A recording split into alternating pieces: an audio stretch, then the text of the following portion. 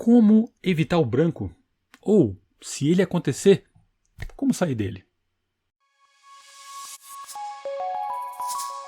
Seja muito bem-vindo, seja muito bem-vinda a mais um episódio da série Falar em Público Mesmo com Medo.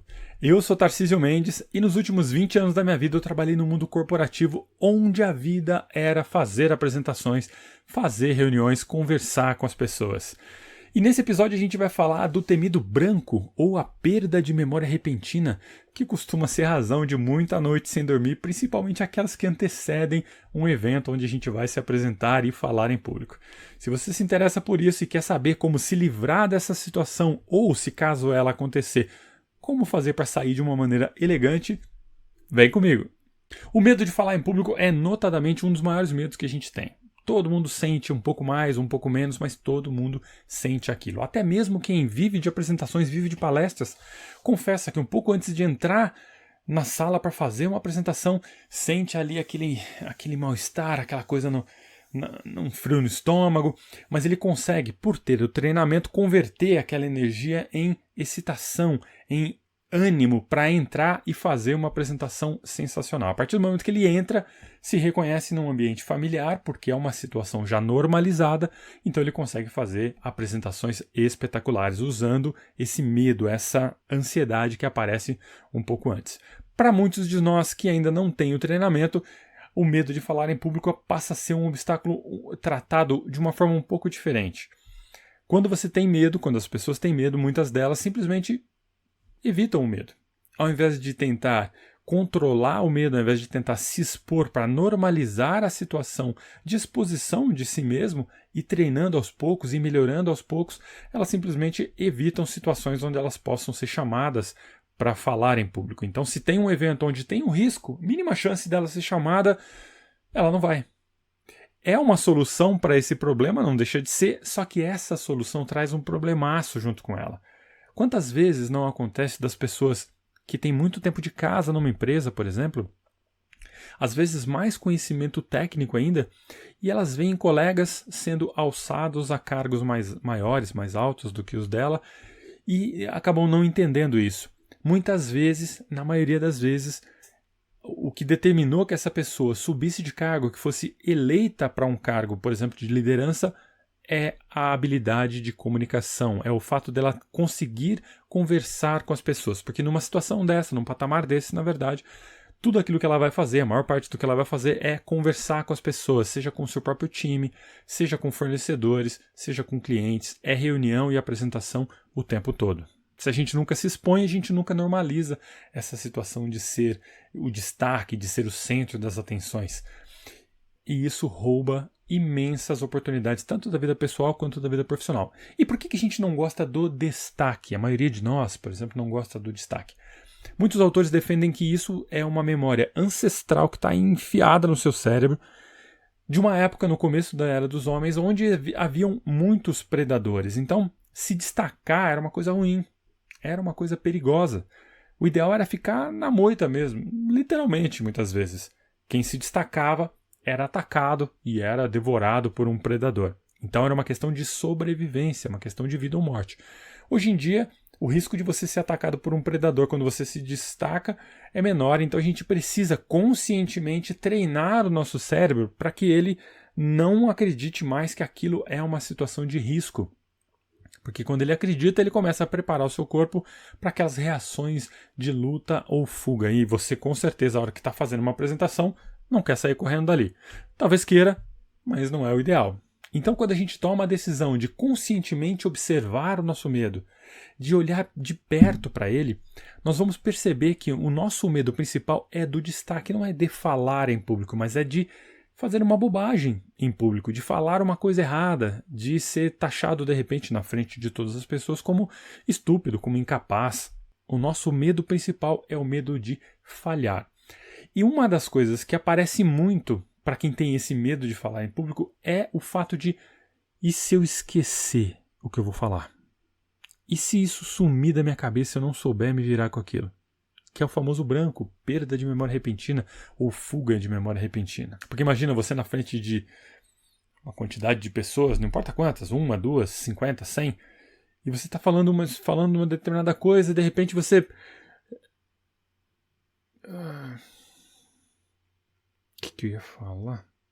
Imagina que situação, todo mundo olhando para você, os holofotes virados para você e você não saber como se virar com essa situação. É realmente motivo de muito terror para muita gente.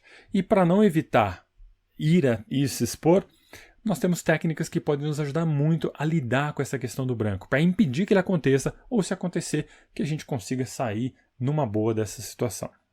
E a primeira coisa que a gente precisa entender é que o branco é uma espécie de estado de privação energética. Porque quando você está nervoso, quando você está numa situação de ameaça, e para muitos de nós estar em frente às pessoas em destaque é uma situação que remete à ameaça por causa dessa questão da memória ancestral, o cérebro começa a preparar a gente para fugir. E nesse processo ele vai priorizar aquilo que ele precisa para manter a gente vivo. E a memória não é uma dessas áreas. Então ela vai receber menos energia, vai ser mais comum de você simplesmente esquecer o que você estava falando. Porque o cérebro está muito mais preocupado em te preparar para fugir, está secretando um monte de substâncias lá na corrente sanguínea, de modo que você fique pronto para ter uma reação rápida. Porque o que ele quer é te afastar daquele estímulo ameaçador. E enquanto o cérebro não entender que não existe um estímulo ameaçador ali, que não é uma situação de risco de vida, de morte, né? Risco de vida, não um risco de morte, o seu coração não vai diminuir, a sudorese não vai diminuir, e você não vai parar de tremer, você não vai parar de ter aqueles espasmos, aquelas coisas naturais de quem está se preparando para fugir. A adrenalina e outras substâncias vão preparar o seu corpo, te dar uma energia extra, fazer o seu coração bater mais rápido, dilatar pupilas, tensionar os músculos, porque a qualquer momento você vai precisar sair correndo. E como você não sai correndo, o que acontece? Você começa a tremer, você tem uma sudorese muito grande. Esses sintomas todos podem ser controlados conscientemente. E o nosso objetivo precisa ser dizer para o cérebro, ó, calma, calma, calma. Nenhum predador à vista, pode manter o corpo funcionando em velocidade de cruzeiro. Nada de acelerar meu coração, amiguinho. E como fazer isso? Primeira dica, você precisa se acalmar. Ô, Tarcísio, mas eu sei que eu preciso me acalmar. Como que eu vou fazer isso? Calma, jovem padawan, calma. Nós precisamos informar ao cérebro conscientemente de que não tem nada de errado ali. Que não tem nada de errado. Não tem nenhum risco à nossa vida. E a melhor forma de fazer isso é você conscientemente modular a sua fisiologia.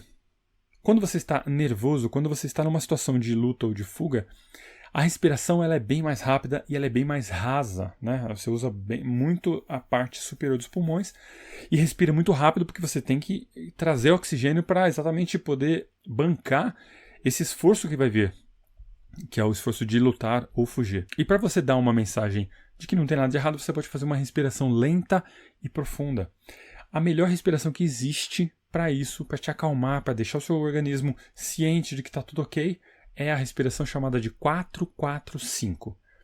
Ela consiste numa inspiração pelo nariz, contando calmamente até 4, prender a respiração, prender o ar nos pulmões por mais 4 e expirar pela boca, contando até 5. A expiração mais prolongada tem efeito sobre o sistema nervoso parasimpático, que é o que vai deixar a gente, que vai levar a gente de volta para o nosso estado de repouso. Aí o coração desacelera, os músculos relaxam e o cérebro começa a entender que não preciso mais ficar acelerando o organismo, a situação está sendo controlada. Então assim, inspira contando até 4, segura contando até 4 e expira pela boca contando até 5. Vamos fazer uma vez para ver aqui como é que é. Eu vou fazer e vou contar e você inspira e faz. Vamos fazer isso 3 vezes. Então vamos lá, inspira, 1, 2, 3, 4, segura, 1, 2, 3, 4. Expira. 1, 2, 3, 4, 5. De novo. Inspira. 1, 2, 3, 4. Segura.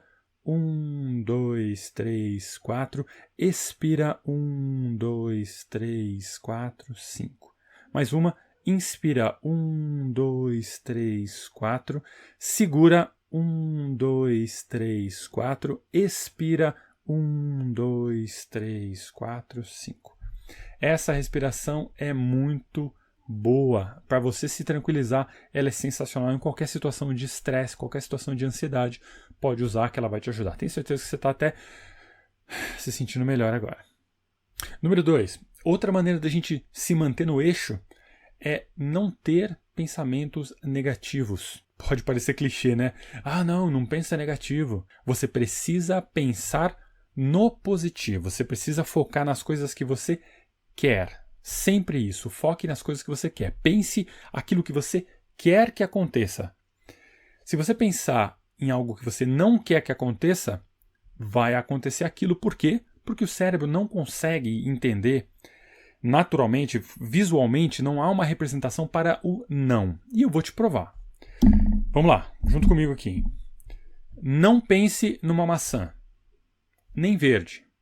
Nem vermelha. Nem sem casca. Nem com casca. No que você pensou? Em maçãs. Porque o processo é visual. Quando eu falei para você não pense numa maçã, o que veio na sua cabeça a primeira coisa foi a maçã. E aí você precisou raciocinar. Tá bom, aqui tá a maçã, não posso pensar nela.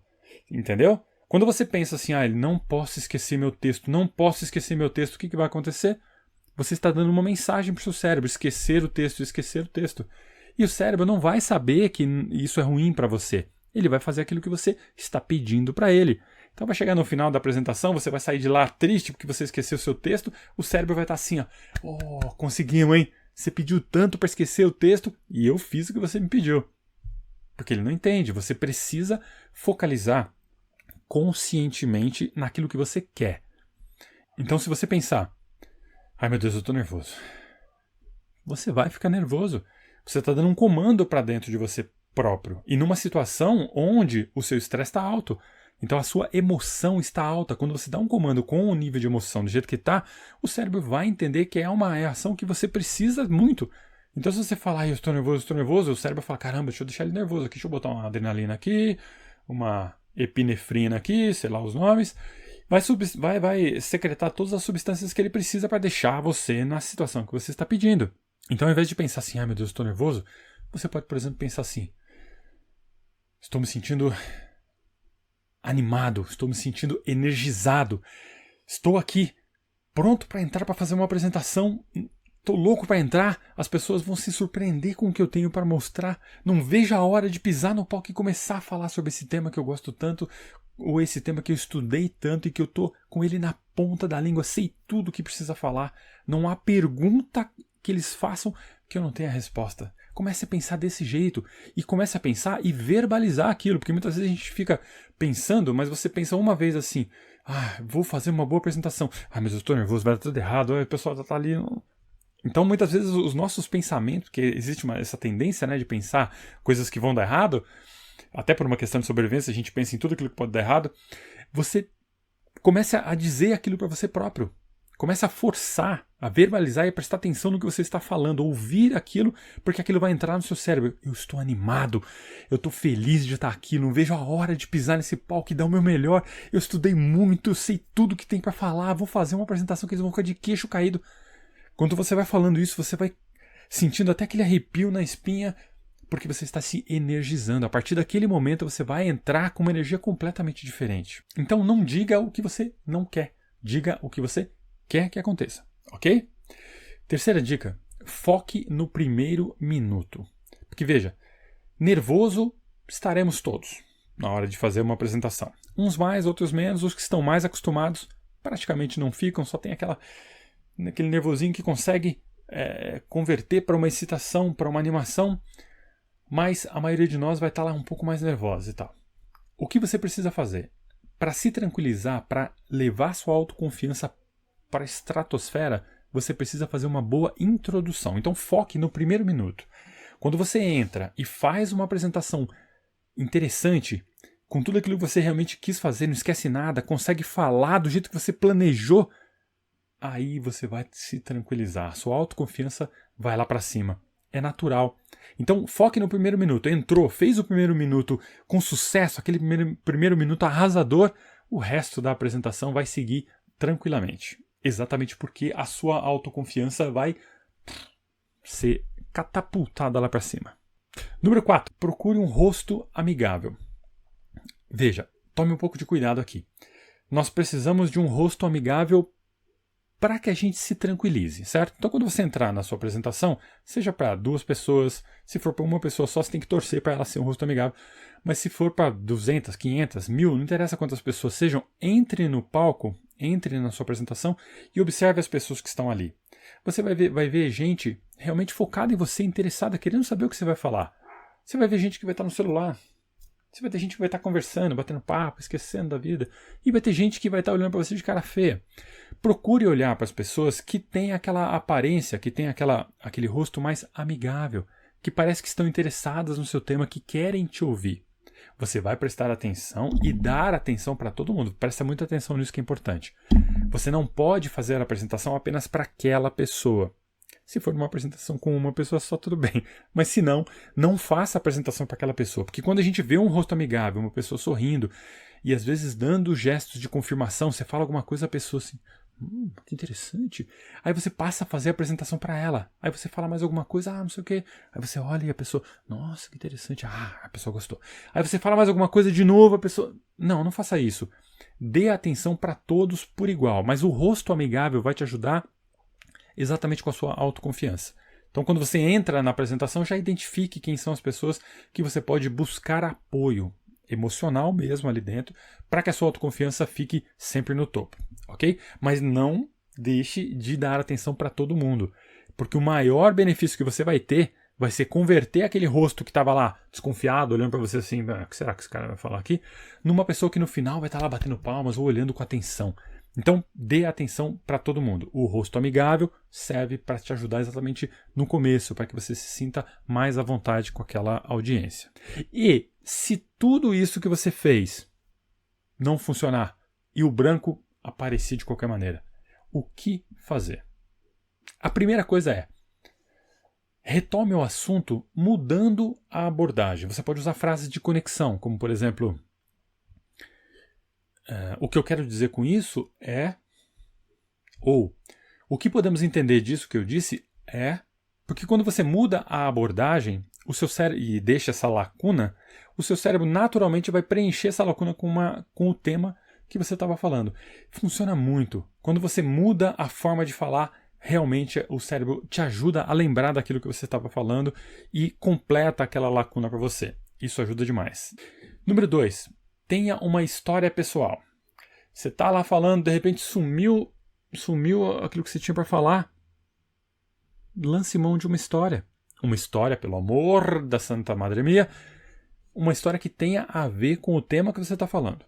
Então, por exemplo, você está falando sobre um projeto X ou Y, ou falando de uma determinada situação que aconteceu, não importa o que seja, procure ter na sua cabeça uma história, de preferência pessoal, que tenha a ver com aquilo. Porque quando você esquecer, se você esquecer do tema principal, você pode lançar mão da história. Então eu estou aqui falando do projeto de renovação, no meu caso, por exemplo, que eu era da área de tecnologia, renovação do data center, ampliação dos serviços de tecnologia. Aí estou falando lá, de repente esqueço. Eu poderia lançar mão de uma história do tipo... Inclusive isso me lembra uma outra empresa que eu trabalhei, onde eu fiz um projeto parecido, lá. E aí você conta uma história curta sobre aquele assunto. No final dessa história, se mesmo no final da história, com essa pausa mental, você não conseguir lembrar do tema ou do que você estava falando, você pode simplesmente virar para a sua audiência e dizer assim: muito bem, pessoal, então onde a gente estava mesmo? Entende? Eles mesmos vão te ajudar a retomar o fio da meada. Se isso não funcionar, se nenhum desses outros tópicos não funcionar, se nenhuma dessas outras dicas funcionar, passe para o próximo tópico. Quem fez a apresentação foi você. Quem sabe o que vai falar na sequência é você. Então, se você não conseguiu concluir esse tópico aqui, simplesmente passe para o próximo. Como ninguém sabia, ninguém tinha ideia do que você ia falar, não vai ter problema nenhum. E você pode, inclusive, retornar ao tópico anterior, depois que você se lembrar do que você tinha para falar, citando assim: pessoal, inclusive, deixa eu voltar para o tópico anterior que eu lembrei de uma coisa importante. Aí você volta, fala daquilo e continua a sua apresentação, ok? Agora, a nossa quarta dica: se tudo mais falhar, se tudo der errado, o branco for severo, você não conseguir recuperar, use do bom humor. Faça uma piada sobre você naquela situação e peça licença para consultar suas anotações. Sempre leve anotações. Não interessa que tipo, eletrônicas, num papelzinho, não importa, leve anotações. Eu lembro de uma frase do Chris Anderson, que é o CEO do TED Talks, num dos livros dele, ele diz assim: se você estiver muito nervoso a ponto de não estar conseguindo nem falar, dê uma pausa, tome um pouco de água, em temperatura ambiente de preferência, né? Pega lá uma garrafinha, toma um pouco de água e diga para as pessoas, revele para as pessoas: pessoal, como vocês podem ver, eu estou bastante nervoso, mas não se preocupem que o serviço será restabelecido em breve. É uma forma simpática de você assumir que estar na frente das pessoas é difícil, de que fazer uma apresentação não é uma situação fácil, é uma situação muito desafiadora. Todo mundo que está ali do outro lado assistindo sabe que é difícil estar na frente e provavelmente a maioria dessas pessoas vai se conectar muito mais com você porque você acabou de revelar uma vulnerabilidade, você foi honesto e você acabou de revelar que você também é humano assim como eles. Então essas pessoas vão se conectar com você muito mais. E outra, se você realmente estiver nervoso, tenha certeza de uma coisa: todos já notaram. As pessoas já notaram que você está nervoso, elas já sabem disso. Quando você assume isso frente ao público, você vai ter um outro nível de conexão, porque as pessoas vão entender que você é uma pessoa como elas e não está tentando ser um super-herói. Isso tudo vai te ajudar a manter o seu cérebro sob controle, a sua fisiologia sob controle. Porque veja, de tudo isso que nós falamos, todas essas dicas, o resumo da ópera é manter a sua fisiologia, o seu cérebro, sob controle. Seu cérebro precisa entender que estar sob os holofotes, estar em destaque, não é mais um evento onde há risco de morte, onde há risco de sofrer algum ataque ou qualquer coisa que possa ferir a sua integridade física. O seu cérebro tem que entender isso. E a melhor forma de conseguir é tomando posse dos seus sentimentos, pensamentos e fisiologia. Você precisa se autoconhecer. Essas técnicas aqui tenho certeza que elas vão ajudar demais. Procure estudá-las, procure fazer essa respiração algumas vezes e depois você me conta como é que foi para você. Se você gostou, compartilha com pessoas que você acha que vão usar isso por bem e deixa aquele like maroto, porque aí a gente vai saber que você curtiu. Obrigado pela companhia, um grande abraço e até daqui a pouco.